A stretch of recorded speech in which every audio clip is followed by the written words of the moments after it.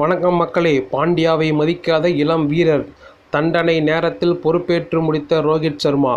IPL 2024 T20 cricket தொடரில் பஞ்சாபை 9 ரன்கள் வித்தியாசத்தில் தோற்கடித்த மும்பை இந்தியன்ஸ் தங்களுடைய 3வது வெற்றியை பதிவு செய்துள்ளது. ஏப்ரல் 18ஆம் தேதி முலான்பூரில் நடைபெற்ற அந்த போட்டியில் முதலில் பேட்டிங் செய்த மும்பை 193 ரன்களை இலக்காக நிர்ணயித்தது. அதிகபட்சமாக சூரியகுமார் யாதவ் 78, ரோஹித் சர்மா 36 ரன்கள் எடுத்தனர். அதை சேசிங் செய்த பஞ்சாபுக்கு சாம் கரன், லியாம் லிவிங்ஸ்டன், ஜித்தேஷ் சர்மா உள்ளிட்ட முக்கிய வீரர்கள் பெரிய ரன்களை எடுக்க தவறினார்கள். அதனால் 14-4 என்ற மோசமான துவக்கத்தை பெற்ற பஞ்சாபுக்கு கடைசியில் சசாங்க் சிங் 41, அசுடேஷ் சர்மா 61 ரன்கள் எடுத்தும் வெற்றி காண முடியவில்லை.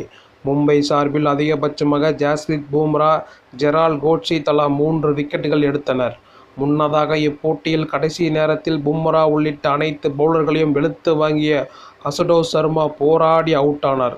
அப்போது கிட்டத்தட்ட வெற்றி உறுதியானாலும் 18வது ஓவரின் முடிவில் மும்பை அணி நிர்ணயிக்கப்பட்ட நேரத்திற்குள் 20 ஓவர்களை வீசி முடிக்கவில்லை.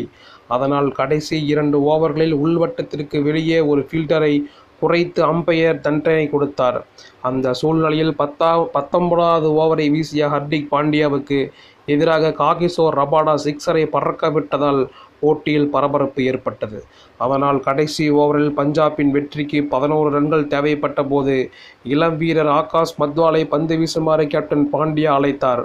ஆனால் அப்போது தமக்கு தேவையான ஃபீல்டிங்கை செட்டிங் செய்வதற்காக ஹர்திக் பாண்டியாவின் உதவியை கேட்காத ஆகாஷ் மத்வால் முன்னாள் கேப்டன் ரோஹித் சர்மாவிடம் உதவி கேட்டார். அருகில் இருந்த பாண்டியா பேச்சு கொடுத்தும் ஆகாஷ் மத்வால் அவரை கண்டுகொள்ளவில்லை.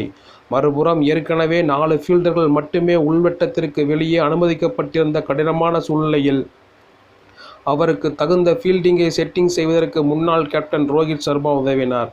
கடைசியில் 2 ரன் எடுக்கும் முயற்சி ரபாடா ரன் அவுட் ஆனதால் மும்பை அணி வெற்றி பெற்றது. மொத்தத்தில் ஆரம்பத்தில் ரோஹித் சர்மாவை சீனியர் என்று மதிக்காத பாண்டியா பவுண்டரி எல்லைக்கு அருகே சென்று ஃபீல்டிங் செய்யுமாறு வற்புறுத்தினார். ஆனால் இப்போட்டியில் ஒரு இளம் வீரர் பாண்டியாவை மதிக்கவில்லை.